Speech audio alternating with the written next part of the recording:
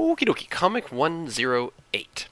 And if it sounds better or worse, or basically I'm not going to have the beard scratch problem anymore.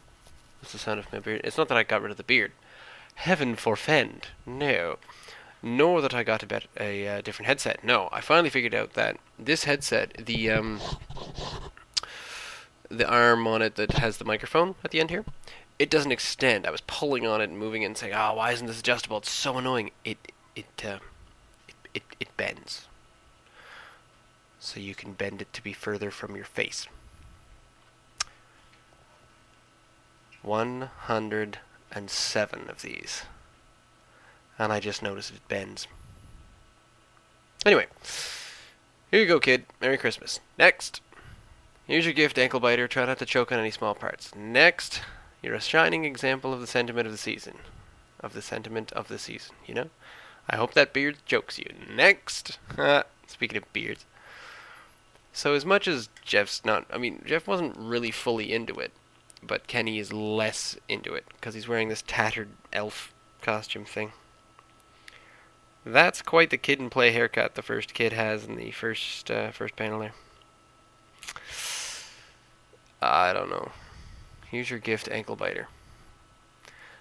You are a shining example of the sentiment. It just seems like too many of those. That's a clunky sentence. And anyone who's ever tried reading anything that I've written knows that I write clunky sentences.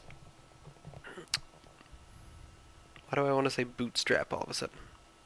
I don't know. So there they are, still doing things, and so that's Jeff trying to turn Kenny around and get him back into the spirit of everything, because Kenny's he just has zero Christmas spirit, I guess is the best way of putting it. Anyone without any Christmas spirit should watch Dominic Farah over dfearstudios.com, I think, and the series Decked. I think he's on his third one.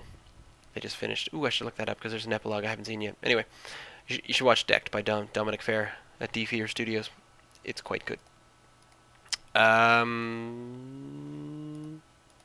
Also, it seems that Kenny doesn't really like kids. For a while, I didn't really enjoy kids all that much either, until I started kind of needing to talk to them. Mostly because when I became involved in my current family, my stepkids were 6 and 9. So you're kind of forced to talk to your stepkids. Then that makes you realize that they're actually really interesting, really cool people. So you get used to it, and then you start talking to more kids, and kids are quite hilarious. In fact, here's a funny story. This is a friend of one of my kids I saw one time. And she was just standing around, and I said, so tell me a story. And she turned and said, huh?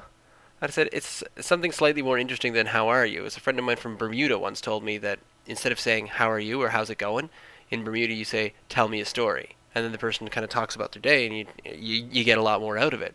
So I said, so tell me a story. And this girl, she just sort of stared blankly kind of off into space for about, like a second, maybe 2 seconds, and looked up and said, fine, thanks, how are you? I thought that was great. I explained to her what tell me a story means, and she responded to what it meant. Anyway, that's that's my tangent on kids for the day. Obviously, I can't think of anything to say. So we'll move on to 109.